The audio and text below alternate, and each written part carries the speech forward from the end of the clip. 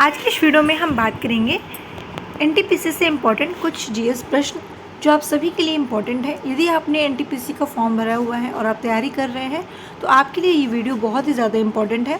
इससे पहले हम लोगों ने 4 प्रैक्टिस सेट कराया है, ये 5 प्रैक्टिस सेट है जीएस का जो काफ़ी इंपॉर्टेंट क्वेश्चन है और प्रीवियस ईयर के सबसे ज़्यादा क्वेश्चन पूछे गए हैं। ये जितने भी मैं आपको यहाँ पे क्वेश्चन प्रोवाइड कर रही हूँ वो सारे क्वेश्चन कई बार आ चुके हैं। देखिए क्वेश्चन नंबर फर्स्ट आपके स्क्रीन के सामने है। क्वेश्चन नंबर फर्स्ट है आपका, जैन मठ संस्थानों को क्या कहा जाता है।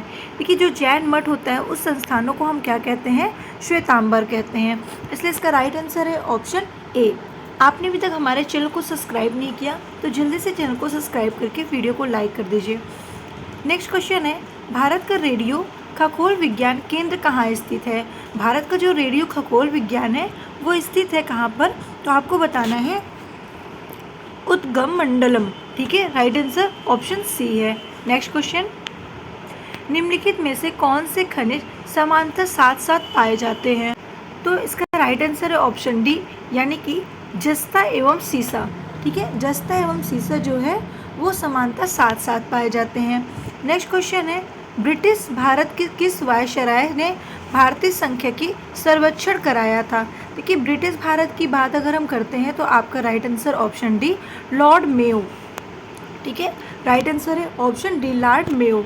नेक्स्ट क्वेश्चन है, स्वदेशी आंदोलन कब शुरू हुआ था। देखिए स्वदेशी आंदोलन की अगर हम बात करते हैं तो 1905 में। ठीक है, 1905 में स्वदेशी आंदोलन शुरू हुआ था।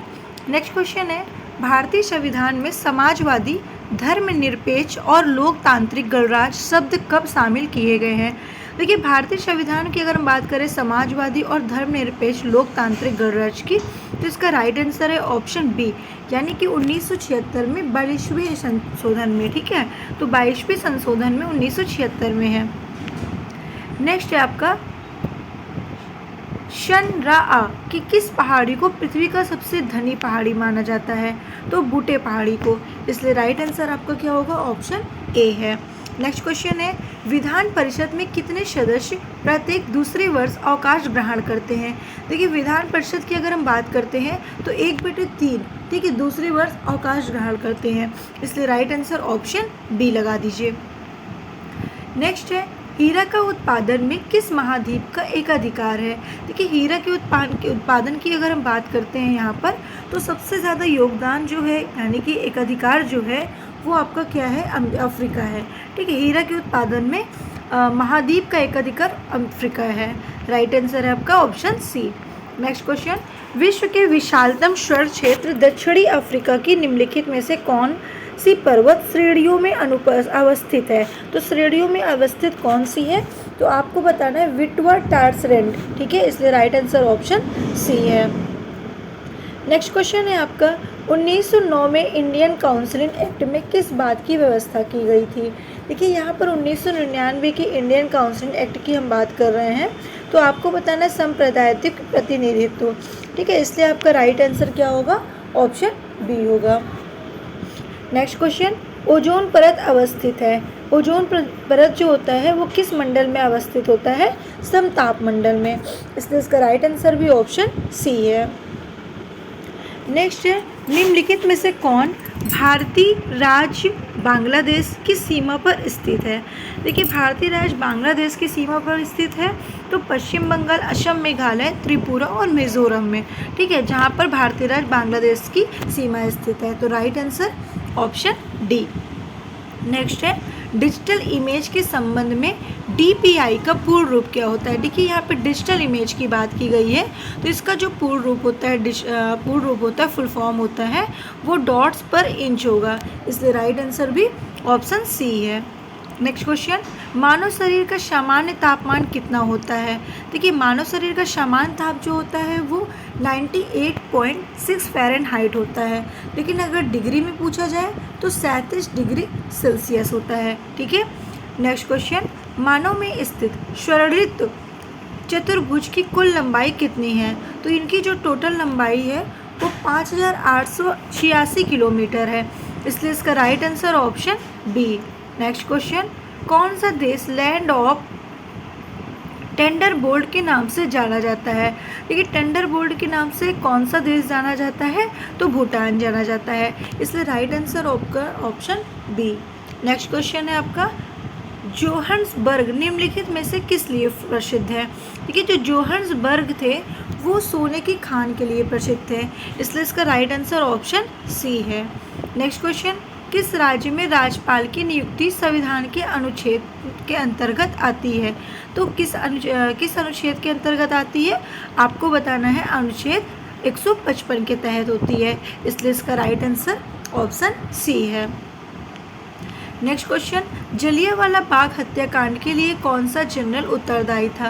देखिए जलियांवाला बाग की अगर हम बात करें तो जनरल डायर, ठीक है, राइट आंसर ऑप्शन बी है। नेक्स्ट क्वेश्चन है आपका, निम्नलिखित में से कौन सी धातु वायु में रखने पर जल उठती है। देखिए धातु, ऐसे धातु का नाम बताना जो वायु में रखने से जलती है, तो सोडियम, ठीक है, जिसका एटॉमिक नंबर होता है Na, ठीक है। और अगर हम यहाँ पर बात करें सोडियम के, तो सोडियम में अगर हम Cl मिला देंगे तो ये हो जाएगा सोडियम क्लोराइड। इसको हम साधारण नमक या नमक के नाम से भी जानते हैं। और ठीक है, चलिए नेक्स्ट पे आते हैं। नेक्स्ट आपका क्या है, जल प्रदूषण नियंत्रण और निवारण अधिनियम कब बना था। तो आपको बताना है 1974 में, इसलिए राइट आंसर ऑप्शन डी है। नेक्स्ट क्वेश्चन, विश्व की विशालतम दूरबीन कौन सी थी। देखिए विश्व की जो विशालतम दूरबीन थी, ठीक है, वो कौन सी है, आइस क्यूब है, इसलिए राइट आंसर क्या है, ऑप्शन बी है। नेक्स्ट क्वेश्चन, धूमहल नृत्य शैली किस भारतीय राज्य केंद्र शासित प्रदेश से संबंधित है। तो आपको बताना है किस केंद्र शासित प्रदेश से संबंधित है, तो जम्मू और कश्मीर से संबंधित है, इसलिए राइट आंसर इसका ऑप्शन सी है। नेक्स्ट क्वेश्चन, इनमें से किस समिति का गठन बैंकिंग क्षेत्र में सुधार हेतु किया गया है। तो सुधार हेतु किया गया था कौन से बैंकिंग क्षेत्र में, तो आपको बताया नरसिंहम, ठीक है, नरसिंहम समिति में, इसलिए इसका राइट आंसर ऑप्शन बी है। तो इस तरीके से आपको टॉप 25 क्वेश्चंस मैंने बताए हैं, आगे भी ऐसे चलते रहेंगे। चलिए नेक्स्ट क्वेश्चन है, अभी तक आपने चैनल को सब्सक्राइब नहीं किया तो जल्दी से चैनल को सब्सक्राइब कर दीजिए। साइमन कमीशन में कितने भारतीय सदस्य थे। तो साइमन कमीशन की अगर हम बात करते हैं तो शून्य, यानी कि एक भी सदस्य नहीं थे, इसलिए राइट आंसर ऑप्शन ए है। नेक्स्ट क्वेश्चन, उस व्यक्ति का नाम बताइए जिसने 1917 में महात्मा गांधी को चंपारण लाने में अहम भूमिका निभाई थी। तो चंपारण लाने में अहम भूमिका जो सबकी थी, सबसे ज़्यादा थी, वो राजकुमार शुक्ल की थी, इसलिए राइट आंसर ऑप्शन बी है। नेक्स्ट क्वेश्चन, तांबे का परमाणु क्रमांक क्या होता है। तो तांबे का परमाणु क्रमांक जो होता है वो 29 होता है, ठीक है, 29 किसका है, तांबे का है। ओके, चलिए नेक्स्ट पे आते हैं। हर साल विश्व दुग्ध दिवस कब सेलिब्रेट किया जाता है। देखिए विश्व दुग्ध दिवस की अगर हम बात करते हैं तो 30 मई को विश्व दुग्ध दिवस सेलिब्रेट करते हैं। नेक्स्ट एंड लास्ट क्वेश्चन है, मुख से निकली लार किसका पाचन करती है। देखिए मुंह के अंदर आपका लार बनता है और ये किसका पाचन करती है, तो आपको बताना है स्टार्च का, ठीक है। और इस पाचन में यानी कि लार में कौन सी, ठीक है, इसमें आपसे क्वेश्चन पूछा जाएगा कौन सा एंजाइम होता है। तो लार में जो एंजाइम होता है उस एंजाइम का नाम होता है टाइलिन, जो स्टार्च का पाचन करने में महत्वपूर्ण भूमिका निभाती है, ठीक है। और आपके मुंह में एक और भी एंजाइम प्रेजेंट होते हैं जिसको हम कहते हैं इमाइलेज, ठीक है, इमाइलेज कहते हैं, याद रखिएगा। और याद रखना है आपको एक और चीज़ें, आपसे पूछा जाए विटामिन की खोज किसने की थी, तो फंक नामक एक साइंटिस्ट थे जिन्होंने विटामिन को नाम दिया था, ठीक है। और विटामिन में आपसे क्वेश्चन, कई सारे क्वेश्चंस बनते हैं, लास्ट क्वेश्चन है इसलिए हम आपको कुछ क्वेश्चन भी आप बताना चाहेंगे। विटामिन ए का रासायनिक नाम क्या होता है। तो अगर ऐसे क्वेश्चंस आएंगे तो आप बताओगे विटामिन ए का रासायनिक नाम रेटिनॉल होता है। अगर बी की बात करें B1 की, तो आपको बताना है थायमीन होता है B1 की, ठीक है, B1। और सी की बात करें अगर, तो सी की आपको बताना है एस्कर्बिक होता है, क्या बताएंगे, एस्कर्बिक होता है आपका सी की, ठीक है। तो याद रखना ये तीन चीज़ें, ए का रेटिनॉल, बी का थायमीन, सी का एस्कर्बिक, ठीक है। अब हम अगर बात करते हैं सी के बाद आपका आता है डी का, तो डी का आप क्या बताओगे, कैल्सीफेरॉल होता है, ठीक है। डी का जो होता है वो कैल्सीफेरॉल होता है। ई का जो होता है वो टोकोफेरॉल होता है, ठीक है, टोकोफेरॉल। और के की बात करें तो नेफ्थोक्विनोन होता है। इस तरीके से विटामिन के सारे रासायनिक नाम आपको याद रखने हैं। प्रोटीन की खोज किसने की थी, तो बताना है बर्जीनियस एक साइंटिस्ट थे, ठीक है, बर्जीनियस ने प्रोटीन की खोज की थी। ओके, चलिए तो आज के लिए यहीं पे हम अपनी क्लास को समाप्त करते हैं।